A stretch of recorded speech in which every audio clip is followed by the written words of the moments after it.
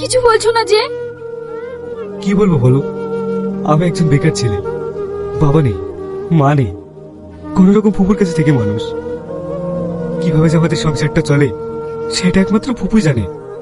তোমাকে বিয়ে করে বাড়তি একটা মানুষ, না না, এটা আমার পক্ষে সম্ভব না।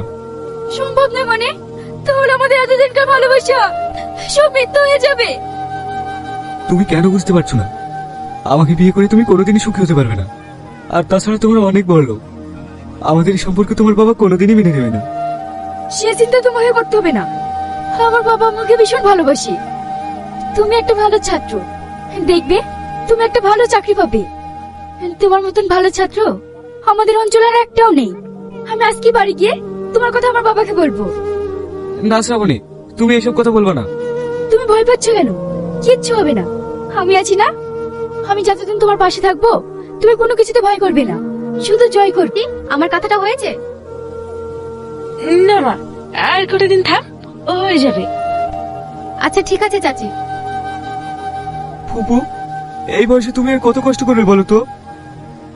দূর পাগল, আমার আবার কষ্ট কিসে? আমার এই বাপটা যখন চাকরি পেয়ে যাবে তখন আমাকে আর কোনো কষ্ট করতে হবে না। আমি পায়ের উপর পা তুলে দেখাবো। চাচি, আপনার এত আশা সরকারি চাকরি, এভাবে কি বলা যায়? কেন বলা যায় না? আমি শাহিনীর জন্য আল্লাহর কাছে কত দোয়া করেছি। দেখবি আল্লাহ ঠিক আমার কথা শুনবে। জানিস, মুক্তিযুদ্ধের সময় আমার স্বামী আর শাহিনের মা বাবা মারা যায়। তখন শাহিন 1.5 বছরের ছিলেন। সেই থেকে আমি শাহিনকে করে পিঠে করে মানুষ করছি। আমি চাই আমার শাহিন মানুষের মতো মানুষ হোক। তুমি তোমার ফুপু না, তুমি আমার মা। সে তো আমরা জানি। তাহলে আসছি চাচি।